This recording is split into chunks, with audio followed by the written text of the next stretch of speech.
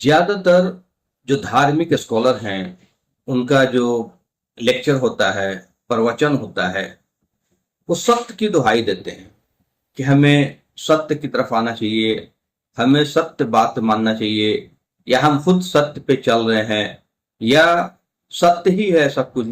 लेकिन कहीं ना कहीं अ, चीजों में आपको विरोधाभास दिखेगा। क्यों? क्योंकि सत्य को जानने के लिए इंसान का खुद सच्चा होना बहुत जरूरी है, उसके अप्रोच में सच्चा होना बहुत जरूरी है, उसका इम्पार्शियल होना बहुत जरूरी है, उसका किसी के प्रति एक तरह से द्वेष होना, किसी के प्रति गलत भाव रखना, तो कभी भी सत्य के करीब नहीं पहुंच सकता। सत्य का रूप एक ही होता है, असत्य के कई रूप हो सकते हैं, लेकिन सत्य का रूप एक ही होगा, और ये यूनिवर्सल ट्रूथ है। सत्य को मापने के लिए अलग अलग मापदंड लोग अपनाते हैं, अलग अलग पैरामीटर अपनाते हैं, मगर सत्य तो वो है जो हर पैरामीटर पे, हर मापदंड पे खरा उतरे, वरना सत्य हो ही नहीं सकता। बल्कि मैं सभी लोगों से ये कहता हूं कि जैसे आप बहुत सारी किताबें पढ़ते हैं, तो इम्पार्शियल होकर के आप वेद भी पढ़ें, गीता भी पढ़ें, बाइबल भी पढ़ें, कुरान भी पढ़ें, और फिर आप कंक्लूड करें कि व्हाट इज द ट्रुथ, इन धर्मों के बीच के पीछे एक्चुअल सत्य क्या है। लेकिन इसके लिए जरूरी है आपका इम्पार्शियल होना, आपका अप्रोच में इम्पार्शियल होना। किसी पार्टिकुलर एक अप्रोच लेकर के किसी को गलत साबित करने के नियत से अगर आप पढ़ेंगे, तो आप कभी सच्चाई को नहीं पहुंच सकते हैं। सच्चाई को समझने के लिए आपको सारे ग्रंथों का एक बेसिक अंडरस्टैंडिंग होना चाहिए कि इनके कोर में क्या है। आप देखेंगे कि जो भी सच्चाई होगी, तो वो आपके हर मापदंड पे खरा उतरेगा, चाहे आप कोई भी क्राइटेरिया अपनाएं, उस पर वो खरा उतरेगा। अल्लाह का होना, परमेश्वर का होना, ये सत्य है। मृत्यु का आना, मौत का आना, ये सत्य है। आत्मा का अमर होना, ये सत्य है, ये सच्चाई है, इसको कोई इनकार नहीं कर सकता। इंसान यानी मरने के बाद सिर्फ जिस्म बेकार होगा, चूंकि रूह, आत्मा जो अमर है, चूंकि वो जीवित है, उसका कुछ ना कुछ होना है। तो फिर ये बातें भी, जब कुछ होना है, तो ये बातें कि स्वर्ग और नरक, या दोजख और जन्नत, या हेल एंड पैराडाइज जिसको करें, इसका होना भी सत्य है। अगर रूह मर जाती, तो फिर दोजख और जन्नत या स्वर्ग और नरक का होना एक डाउटफुल केस हो जाता। लेकिन रूह चूंकि मरती नहीं है, आत्मा चूंकि अमर है, तो फिर स्वर्ग और नरक का होना भी सत्य है। सच्चाई की खोज करने वाला, सच्चाई का ज्ञान ग्रहण करने वाला, सत्य का ज्ञान ग्रहण करने वाला, और सत्य का अनुसरण करने वाला ही परमेश्वर की दया का अधिकारी है।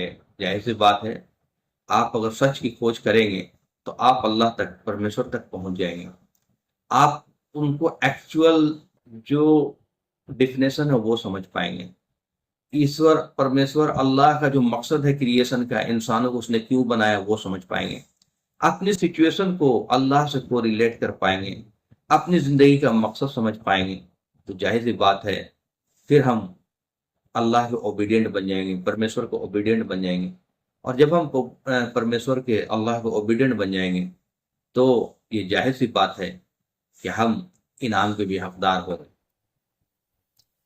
और ऐसे ही लोगों को मालिक जो है सत्य का ज्ञान देगा, जो लोग सच्चे मन से सच को जानना चाहते हैं, और जो लोग नेक हैं, जो लोग मुत्तकी हैं, परहेजगार हैं, पूरे कर्मों से बचते हैं, ऐसे ही लोगों को अल्लाह, परमेश्वर, मालिक जो है मार्गदर्शन करता है, सही राह दिखाता है। उन लोगों के का राह दिखाता है, उन सच्चे लोग जो मालिक को पहचानते हैं, ताकि वो भी उनके साथ हो जाए। इसलिए जो लोग सत्य का इनकार करते हैं, तो जाहिर सी बात है उनका क्या हाल होगा। सत्य का इनकार करना कई तरीके से हो सकता है। एक तो मालिक का इनकार कर दे, दूसरा आधा अधूरा, ठीक है वह मालिक है लेकिन उसको आधा अधूरा सच पता है, आधा अधूरा सत्य पता है। फिर जैसी उसकी लगन होनी चाहिए, जैसी उसकी श्रद्धा होनी चाहिए, जैसा उसका लगाव होना चाहिए ईश्वर के प्रति, या जैसे उसके कर्म होने चाहिए, कर्म होने चाहिए, वो नहीं करता है, जाहिर सी बात है फिर उसको इनाम थोड़ी मिलेगा। उसका ठिकाना तो फिर नरक ही होगा। तो सत्य का ज्ञान प्राप्त करना हर इंसान का परम कर्तव्य है। सत्य का ज्ञान प्राप्त करने के लिए थोड़ा सा वक्त हर इंसान को, आप चाहे जितने भी बिजी हो, चाहे आप बड़े बिजनेसमैन हो, चाहे आप बड़े ऑफिसर्स हो, या आप बड़े मल्टीनेशनल में काम करते हो, लेकिन आपको वक्त देना पड़ेगा। इसके बगैर, आप वक्त दिए बगैर आप सच हासिल नहीं कर सकते। हमें रेडीमेड पैकेज की आदत पड़ गई है कि कहीं से कुछ मिल जाए और हम उसमें मतलब उसको एक तरह से ब्लाइंड फॉलो करने लगते हैं। बल्कि हमारी खुद की कोशिश होनी चाहिए कि हम खुद से टाइम निकालें, खुद से पढ़ें, खुद से गौर व फिक्र करें। और ये बात जब हम सच की खोज करेंगे, सच के लिए मेहनत करेंगे, सच के लिए चिंतन मनन करेंगे, तो फिर बहुत सारे सवाल हमारे जहन में पैदा होंगे जिसका जवाब हम ढूंढने लगेंगे। और उन सब जवाब को जब हम ढूंढेंगे तो हमें जवाब मिलेगा जरूर, बशर्ते हमें खुद सच्चा होना जरूरी है। और सबसे बड़ी बात यह है कि जब मालिक एक है, परमेश्वर एक है, तो उसके द्वारा प्रदान किया गया ज्ञान ए, भी एक ही होगा। क्योंकि एक इंसान भी अपने दो बेटों को दो तरह का ज्ञान नहीं देता कि भाई, एक को कहेगा मालिक कि तू चोर बन जा, एक को कहेगा पुलिस बन जा, तो बच्चे कंफ्यूज हो जाएंगे। तो मालिक जो है, उसने जिस भी इंसान को पैदा किया सबसे वो मोहब्बत करता है और सबको वो एक ही ज्ञान देगा, बशर्ते बंदा ज्ञान लेना चाहे। बस बशर्ते बंदा इंटरेस्टेड हो हकीकत जानने के लिए, सत्य जानने के लिए। तो एक जो इस परमेश्वर एक है तो उसके द्वारा प्राप्त प्रदान किया ज्ञान भी एक ही होगा।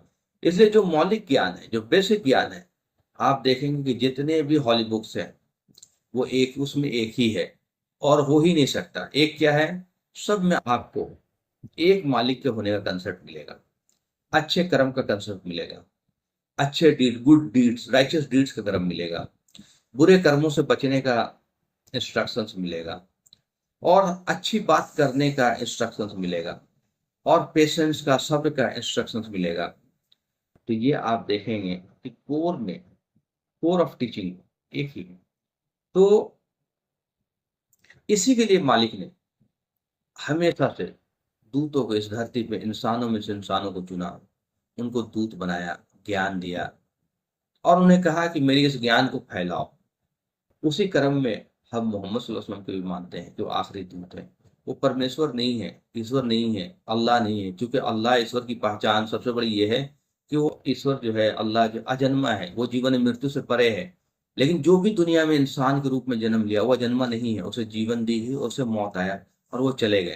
तो ये फर्क है, सबसे बड़ा फर्क है।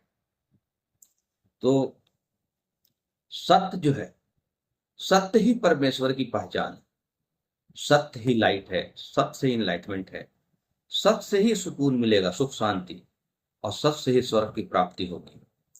इसलिए सत्य का ज्ञान प्राप्त करना समस्त मानवता की परम कर्तव्य है। और ये बातें जो मैं पढ़ रहा हूँ अपनी ही किताब धार्मिक परिचय की, जो फ्रंट पेज और बैक पेज है उससे पढ़ रहा हूँ। ये है वो किताब धार्मिक परिचय, जिसका मैं लिंक आपको दे दूंगा। आप खुद इस किताब को पढ़ें, और ये किताब अल्हम्दुलिल्लाह बहुत सारे लोगों के लिए बहुत फायदे की किताब साबित हुई, क्योंकि इसमें बिल्कुल बेसिक बातें लिखी गई है, बुनियादी बातें। इसमें इस्लाम को डिफाइन नहीं किया गया है, इसमें धर्म को डिफाइन किया गया कि धर्म किसे कहते हैं। और धर्म कहते हैं ईश्वर को जानने में, ईश्वर को पहचानने में, और उसके आज्ञाकारी बनने में, उसी की मानकर जिंदगी गुजारने में। और इसी बात को बताने के लिए सारे दूत आए, संदेष्टा आए, और कुरान में आता है कि हमने इस धरती में कोई ऐसा नेशन, कोई ऐसा कौम, कोई ऐसी जगह नहीं छोड़ी जहां आपने दूत न भेजे हो ज्ञान देने के लिए। और उसी सीरीज में आखिरी दूत मोहम्मद सल्लल्लाहु अलैहि वसल्लम है। तो मैं इस बुक का लिंक भी आपको दे रहा हूँ, आप उसे पढ़ें। तो सत्य की खोज में ये बहुत बेहतरीन बुक साबित होगा। आप एक बार इसको पढ़ करके जरूर अपनी कमेंट, अपनी राय हमें दें।